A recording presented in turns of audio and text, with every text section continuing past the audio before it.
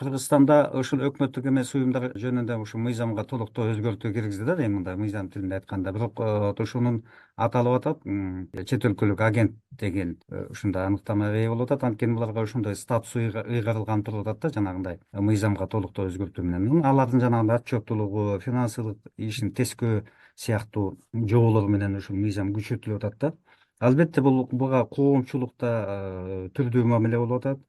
Эл аралык уюмдарда, биздин тышкы өнөктөштөр дагы, тышкы дүйнө дагы, айрыкча Европа, Батыш ушулар өзүнүн мамилесин билдирип, биздин бийликке кайрылып, нече ирет ошону карасыңар, булардын ишин чектеп койбойбу деген маанинде келип салыш сунуштарын беришти, бирок кол коюлду канткен күндө дагы. Анан албетте тема актуалдаштı.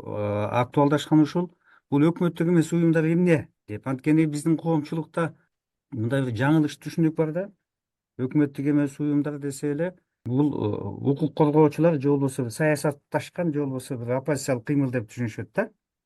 Ооба. Же жанагындай чет өлкөлүк агент экен деп түшүнүшөт да. Санына келгенде дагы, эсептөөсүнө келгенде дагы ар кандай сандарды айтып атышат. Ушунун өзүндө өкмөттүк эмес уюмдар жөнүндө түшүнүктүн, алардын укук статусуна мындай аныктоонун принциптери, механизмдери, жол жоболору тартипке салынбаганы байкалып туруп атат да.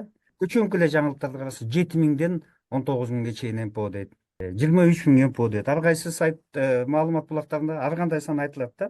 Экинчиден болсо, алардын ошо ишмердүүлүгүн баалоодо, мындай кабыл алууда, түшүнүүдө жанагындай да жаңылыштар көп кездешет да. Булар саясий уюм катары деп эсептегендер андан бешпетир көп. Анан кошо келгенде буларга биз мисалы профсоюз уюму же жазуучулар союзу, бул дагы өкмөттүк эмес уюм. Ооба, ага кирип калат. Коомдук уюм дейт. Жок, булар башка мыйзам менен жөнгө салынат. Булар коомдук уюм. Анда аксакалдар соту өкмөттүк эмес уюм болуп калабы деген ушундай бир дискуссия биздин коомдо токтой эле, дүйнөнүн өзүндө деле токтой эле экен. Токтой эле экен, анткени өкмөттүк эмес уюмдардын ролу өскөн сайын, булардын таасири арткан сайын, алардын саны көбөйгөн сайын, алардын ишмердүүлүгү кеңейген сайын ошондой аныктамалардын, ошондой мындай бир кабылдоолордун, түшүнүктөрдүн пайда болушу мыйзам ченемдүү. Менимче бир нерсени мен өзгөчө белгилегим келип атат. Жана бейөкмөт уюм деп атпайбызбы? Анан коммерциялык эмес уюм дегенде биз ошо жалпы кайсы мамлекетти албайлык, кайсы өлкөнү албайлык, аякта ошо бир үч сектор бар да. 3 сектор, ушуну тактап алыш керек. Биринчиси бул бизнес сектор, коммерциялык уюмдарды, анан экинчиси өкмөт, анан бейөкмөт деп атабыз да. Ошол үчүн бул жерде мыйзам өзү, мисалы бизде коммерциялык эмес деп атат да. Бул ошондо коммерциялык менен бейөкмөт уюмду эметип, мыйзам болсо ошо некоммерческий организация, ошо акча таппоо максатында иштеген ыктыярдуу уюмдар жөнүндө болуп атат да. Бейөкмөт деп айтып алып атабыз да. Ал жерде эмне карма каршы болуп атат? Ал жерде өкмөт менен өкмөттүк эмес болуп атат. Ток өтөр жерин айтсак, өкмөткө каршыдай болгон бир оппозициялык аракеттерди, коомдун аракеттерин кабыл алуу парадигмасына кирип калып атабыз да. Ооба. Ошол үчүн ушул жерде ушуну дагы биз мындай жакшы бөлсөк деген ойда. Анан НПО сектор деп айтсак, же бейөкмөт сектору, бул жарандык коомго барабар эмес. Бул жерде чоң, мындан дагы чоң концепция бар, бул жарандык коом деген. Анткени жөнөкөй коом менен жарандык коомду салыштырсак, эмне айырмачылык бар дегенде, бул ошо коомдон чыккан активдүү жарандардын жанагы ыктыярдуу бир аракет кылып, жалпы жыргалчылык үчүн бир аракет кылам дегендердин ассоциациясы же уюмдары болуп атат да.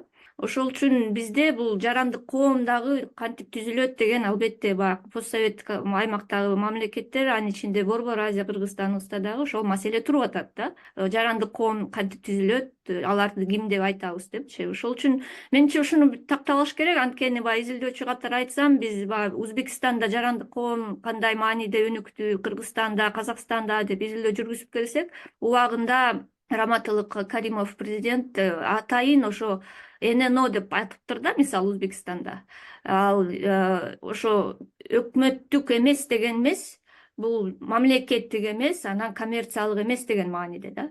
Анткени өкмөткө карама каршы болуп, ошону оппозиция катары кабыл алынбасын деген ой менен атайын ошондой атка бүт мыйзамдарга ушинтип киргизишиптир аларчы, мисалы Өзбекстанда. Бизде болсо ошо эки нерсе кошуп аралаш кошуп колдонуп келип атат, НПО, НКО депчи. Ошону белгилегим келип атат. Анан эң негизгиси ошо биз ошо угармандарга айта турганыбыз, маанилүүсү өкмөттүк уюм болобу, некоммерциялык уюм дейбизби, иши кылып эң негизгиси максаты бул эркин жарандар өзүңүз айткандай ыктыярдуу түрдө бир уюмдарды түзүп, анан бир жалпы жыргалчылыкка, коомдук жыргалчылыкка мындай коргогонго аракет кылат. Бул экология болушу мүмкүн, адамдардын, жарандардын укугу болушу мүмкүн. Ошол эле замат ар кайсы мисалы майып адамдардын, алардын укуктары болушу мүмкүн, жаштардын укуктары, аялдардын укуктары деп эми ар кайсы топторго бөлүнүшөт. Бирок негизги максаты ошо бир кандайдыр теманын көздөгөн, ошол сферадагы көздөгөн жалпылыктын жыргалчылыгы да. Анткени бизнеске бул коммерческий профит дейт выгода. Өкмөткө бул саясатты жүргүзүү, бийликти жүргүзүү, а бейөкмөткө же коммерциялык эместерге анысы дагы мунусу дагы эмес, бирок жалпы коомчулук жыргалчылык деген да.